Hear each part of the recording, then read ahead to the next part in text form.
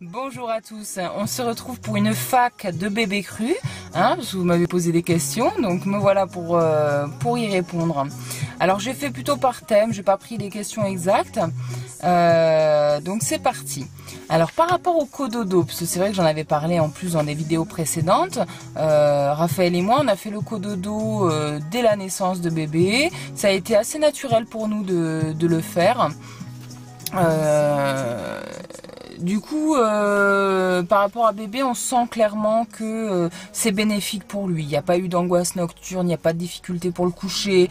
On sent vraiment qu'elle est apaisée et tranquille du côté du sommeil. Par contre, c'est vrai que nous, à un moment donné, on en a eu un peu marre d'avoir toujours bébé entre nous pour l'intimité du couple. C'était un peu lourd, quoi. Du coup, on a réfléchi pour une solution et on s'est dit, on va mettre le matelas au sol et rajouter un matelas à côté. Comme ça, on met bébé dedans. Du coup, ce qui fait qu'elle est de mon côté. Puis nous, on a tout le lit pour nous, tranquille. Alors, c'est une superbe alternative. Franchement, on en est ravis, quoi. Et comme ça marche bien. Voilà, alors par rapport à la totote et au doudou, on a essayé quand j'ai arrêté d'allaiter à 3 mois et que je suis passée au biberon, on s'est dit tiens on va essayer la totote et en fait elle en a jamais voulu. Quand on lui mettait en bouche, poup, toujours elle ressortait. Et pour le doudou, c'est pareil, on lui met des peluches, mais elle s'en contrefou. En fait, je crois que le doudou, c'est moi. Le fait que je sois là tout le temps, du coup, bon après ça peut encore venir, je sais pas. Mais j'ai l'impression que c'est souvent les enfants qui sont séparés de leurs parents qui ont ce besoin justement d'être sécurisés et d'avoir un objet de transition comme le doudou pour sécuriser, quoi. Enfin, ça c'est à suivre, c'est vrai qu'elle est un peu petite encore. Je voulais aussi vous parler de rougeur. Alors au niveau cutané, elle n'a jamais eu de rougeur, que ce soit les fesses ou ailleurs. Elle a vraiment une bonne peau de ce côté-là. On a été assez surpris parce que c'est vrai que souvent aussi les bébés, on les voit avec les fesses rouges, avec des marcations partout. Mais là, non, pas de problème de ce côté-là. Donc c'est génial pourvu que ça dure. Voilà. Et en même temps, je dis ça et à la fois, je sais très bien que s'il y a des rougeurs ou des choses qui sortent au niveau cutané, c'est aussi bien, c'est pas ça que je veux dire, mais enfin bon, c'est une constatation, on va dire, voilà. Du coup, on m'a aussi demandé, oui, pour les couches lavables. Alors c'est vrai que quand j'étais enceinte, j'étais toute pleine de bonnes intentions. Je me disais, oh, je vais faire ça comme ça, je vais faire ci comme ci. Ce qui fait que j'avais acheté toute l'artillerie pour faire effectivement les couches lavables. Et en fin de compte, après l'accouchement, ça se passe pas toujours comme prévu. Alors déjà, les couches lavables étaient trop grandes, donc ce qui fait que dans un premier temps, j'ai quand même utilisé les couches jetables. Et ensuite, on a été obligé de bouger un mois pour le travail et là où on était, il n'y avait pas de machine à laver. Donc du coup, couche jetable de nouveau et puis on s'y habitue et quand on est rentré à la maison, on a déménagé. Et là où on a déménagé, on n'était pas chez nous, ce qui fait que là, en plein hiver, faire beaucoup de machines, on n'a pas osé. Donc du coup, on a continué d'utiliser les couches jetables. Et mais bon, je les garde sous le coude. Je me dis pour le prochain, ça peut être sympa. J'y crois, voilà. Si on a notre chez nous et que il y a une machine à laver, voilà, certainement que j'y arriverai. Je bifurque sur le sans couche aussi parce que c'est vrai qu'on m'a demandé et je sais que ça existe de fonctionner sans couche, c'est-à-dire que la maman elle est attentive aux signes que peut lancer le bébé par rapport à ses besoins, que ce soit urine ou selle. Et de ce côté-là, pour ma part, je me suis pas sentie en fait parce que j'étais tout simplement trop fatiguée. Moi, j'ai énormément d'admiration pour ceux qui arrivent à faire tout, à allaiter sans couche, la totale, c'est formidable. Mais c'est vrai que moi, j'étais dans un état de fatigue trop important pour déjà que l'allaitement j'avais du mal. Si en plus il fallait gérer le sans couche et autres, ça aurait été trop compliqué. Donc voilà, j'aurais bien aimé, c'est sûr, mais après il y a la réalité du terrain qui fait que on fait pas toujours comme on veut, quoi. On fait surtout comme on peut. Voilà. On nous le dit pas assez, mais devenir parent c'est quand même une sacrée épreuve dans la vie. Je le répète parce que je sais que je l'avais déjà dit aussi dans une autre vidéo. Mais enfin voilà. Alors, si aussi ce qu'on a constaté, par contre, c'est qu'au niveau, quand on la change, on n'a jamais eu jamais eu le droit aux jets de pipi, aux selles qui viennent sur le moment. Du coup, c'est vrai qu'on peut la changer partout sans problème. Voilà, j'ai l'impression qu'elle comprend bien que quand on la change, il faut pas faire pipi et les selles. Enfin bon, après c'est une supposition, mais enfin voilà, c'est comme ça. Donc c'est pas trop mal. Poum poum. Poum poum, poum poum. On m'a demandé pour si je complémentais bébé avec vitamine D, vitamine B12. Alors vitamine D, je ne vois pas l'intérêt parce que c'est vrai que depuis la naissance, on n'hésite pas à exposer bébé au soleil. C'est vraiment pas un problème pour nous. Maintenant, on va pas l'exposer entre midi sous le cagnard, sans protection. Vous voyez, ça va être le matin, fin d'après-midi. Dès qu'il y a un soleil doux qui est là, on l'expose vraiment. Et puis il y a aussi la vitamine C qui est présente de par les fruits et les légumes qu'on lui donne, donc pas d'inquiétude de ce côté-là. La vitamine B12, son biberon de chèvre une fois par semaine suffit à ne pas être paniqué par rapport à la B12. Et en plus de ça, il y en a aussi dans le lait de riz.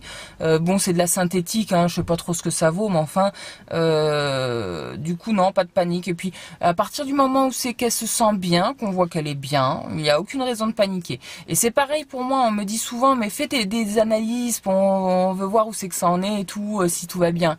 Mais si moi je me sens bien, j'ai aucune raison de vouloir faire une analyse. Je la ferai le moment où j'en ressentirai le besoin, voilà. Donc ça c'était par rapport au complément, ce qui fait que en fait, on est dans ce mode de vie déjà nous-mêmes et bébé aussi du coup, et puis c'est tellement une évidence pour nous, une conviction, c'est tellement on a vraiment une confiance en la vie qui est de plus en plus inébranlable et ce qui fait qu'on a de moins en moins de peur, voilà. Mais ça reste mon chemin de vie qui nous est propre, hein, je le répète parce que c'est voilà, je veux pas heurter ou quoi que ce soit. Du coup, oui, on m'a demandé pour les réveils nocturnes, comment tu gères? Ah, on gère comme on peut, hein. Les réveils nocturnes. Alors, elle a 10 mois et elle fait toujours pas ses nuits en fait. Elle se couche tôt, elle se lève tôt, elle dort bien, mais elle se réveille 1 à 2 fois par nuit encore. Donc, ce qui fait que depuis sa naissance, moi et Raphaël, on a dû dormir à tout casser 2 nuits entières. Au début c'était très dur parce qu'il y avait la fatigue, donc c'était difficile. Et puis à force on se fait une raison, hein, c'est un peu ça. On a hâte qu'elle fasse ses nuits, hein, on a vraiment hâte, ça c'est sûr. Alors souvent ça va être soit elle se réveille, elle pleurniche, elle se rendort derrière, soit elle se réveille, elle est réveillée comme si c'était l'après-midi, elle veut jouer et elle pète le feu, soit elle se réveille, elle pleure et elle veut un biberon. Donc voilà, il y a trois variantes. Du coup, voilà, je sais pas trop de ce côté-là, j'ai pas trop d'explications. Mais enfin, avec Raphaël, on essaye. Des fois, c'est lui qui va se lever pour faire le biberon. Moi, je reste au lit et on essaye d'inverser. Mais enfin, le plus souvent, quand même, on se réveille tous les deux. Il y en a un qui change la protection, il y a l'autre qui fait le biberon. Voilà. Du côté des réveils nocturnes, ce que je peux vous dire. On se retrouve pour la partie commerciale. Décidément, ces derniers temps, je vous fais un peu la commerciale. C'est pas trop mon truc à la base, mais enfin, c'est pour de bonnes causes. Là, je vous montre un peu comment ça se passe en mode cru-cru. Et c'est vrai que c'est intéressant. Du coup, on m'a demandé par rapport au matériel de bébé, qu'est-ce que j'utilisais par rapport au porte-bébé. Donc ça va être très vite fait, à moins que je papote encore comme d'habitude un peu trop. Mais il n'y a pas grand chose. Du coup, on est sur le même principe que la maison, c'est-à-dire minimaliste, hein. Voilà, on se suffit du strict nécessaire, on n'a pas besoin de plus pour se sentir exister. On se sent vraiment bien comme ça, c'est un choix fait en conscience et qui nous va très bien. Et qui est personnel, hein. Du coup, voilà, moi je porte comme d'habitude aucun jugement sur personne et je vous fais juste part de comment on vit, tout simplement. Alors, pour ce qui est du matériel, on a réfléchi, qu'est-ce que bébé a réellement besoin? Donc, il y a eu la sécurité, ce qui fait qu'on a acheté un fauteuil pour la voiture. Le premier était de 0 à 9 mois qu'on nous avait donné. Donc, voilà, maintenant qu'elle a passé ses 9 mois, on en a acheté un de 9 mois à, je sais plus, 3-6 ans, quelque chose comme ça. Ce qui fait qu'il va nous durer longtemps. Voilà, on l'a trouvé sur internet aussi pour un prix correct. Et après ça, qu'est-ce qu'il y avait? Le besoin d'être changé, donc ça va être les protections que je vous en ai parlé. Le besoin de manger, donc il va y avoir les biberons. Et là, j'ai pas pris, c'est le bol avec la cuillère. On a ici le tablier. Alors, c'est un tablier normalement pour faire de la peinture, vous voyez, avec là, ici, un petit récipient pour recevoir, donc là, en l'occurrence, la nourriture, donc c'est pas mal. Ce qui est super, c'est qu'il est grand, il est long, du coup les habits ne sont pas tachés, il n'y a pas besoin de changer les habits tous les 4 matins. J'ai jamais utilisé de bavoir. J'ai donc celui-ci qui est une taille un peu plus grande. J'en ai un, enfin j'en avais un taille plus petit, hein, pour quand elle était plus petite. Et donc c'est super pratique. Et donc là, nous avons la chaise transportable. Alors nous, on a choisi celle-ci parce qu'on peut aussi la prendre en voyage ou quand on mange ailleurs, sur une table ou autre. Du coup, vous voyez, elle est avec une poignée pour la tenir et puis elle est pratique. Donc, je vous montre un peu comment ça se goupille. Donc là, en fait, normalement, il y a 2 boutons. On appuie dessus et hop, on déclipse. Donc on la met comme ça quand c'est sur une chaise. Hop, on a les 2 lances qui vont derrière pour accrocher sur la chaise. Et par devant, on attache bébé tout simplement, hein, tout le monde connaît. Après c'est réglable en fonction de l'âge bien sûr. Alors l'avantage aussi c'est qu'il y a l'option pied, donc c'est un bouton, c'est qu'on appuie et on soulève avec plusieurs crans. Et voilà, moi j'aime bien l'utiliser comme ça. Je la mets au sol et puis bah voilà, avec la petite tablette, avec plusieurs crans, hein, selon l'âge, toujours pareil. Donc hyper pratique pour laver aussi, vu que c'est en plastique. Du coup, elle dure de très tôt jusqu'à plus de 3 ans. Ça dépend après aussi de bébé, du poids de bébé. Hein.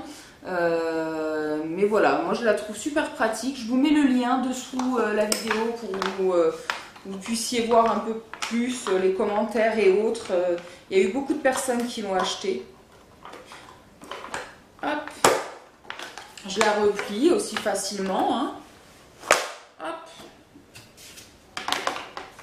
Voilà. Donc ça c'est pour manger. Autrement, quand elle était plus petite, c'était sur nous. Hein. On la mettait sur nous avec le biberon, tout simplement. On n'a pas besoin d'autre chose. Très tôt, elle s'est mise assise aussi, vu qu'elle avait du tonus. Donc on n'a pas eu besoin d'autre chose, quoi.